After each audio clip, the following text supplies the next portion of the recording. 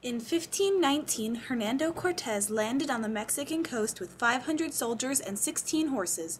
Before setting off in his quest for God, glory, and gold, Cortés burned all of his ships at Veracruz, leaving the army with only one choice: to conquer.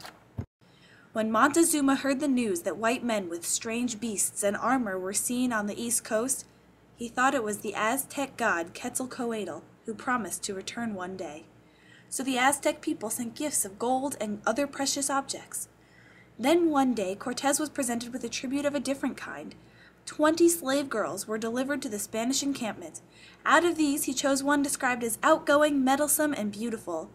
The Spanish baptized her Marina, which means she who came from the sea, but her people called her La Malinche, or the traitoress. Cortés took her as his interpreter and lover, and she became mi lengua, which means my tongue. Malinche quickly learned Spanish, and through her Cortés was able to interview the messengers and envoys that came to his camp. He learned that the great King Montezuma lived in a magnificent city beyond the mountains, and that his armies, lined up in a field, would cover it like the waves of the sea. But he was also informed that many vassal kings who had been conquered by and owed allegiance to Montezuma secretly detested him, and would readily support anyone who might help them overthrow the Aztecs.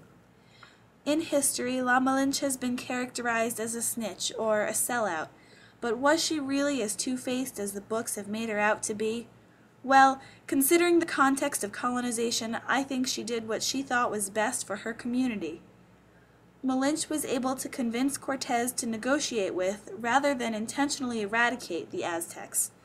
Granted, she fell in love with him, and yes, they had children, but wasn't she threatened to a certain extent? Allegiances were important, and she, as a slave girl, didn't really have a choice in the matter. In our class discussion, we questioned loyalty. On some level, Malinche had to sacrifice her loyalty to her native people in order to be loyal to Cortés and to gain his trust. This is where she could be seen as a traitor. Our working definition of snitching is the informing on another for the sake of avoiding punishment, reducing one's sentence, gaining notoriety, gaining profit, monetary, not for justice or for the benefit of the public good. What makes something snitching is the consequence you're shooting for. In some sense, Malinche could be seen as a dry snitch. She directly benefited from her act of snitching in that she was Cortés's esteemed lover, not just another slave girl. But she was not weak, naive, or passive-aggressive, and she could also be seen as a wet snitch, because she was directly involved in the snitching, and she technically went out of her way to inform on others. Yet there is this notion of protecting the public. Malinche's actions could be interpreted as self-sacrifice. She was willing to become this man's lover in order to save the lives of her native people. We will never know her true intentions, though, because history is written by those who conquer.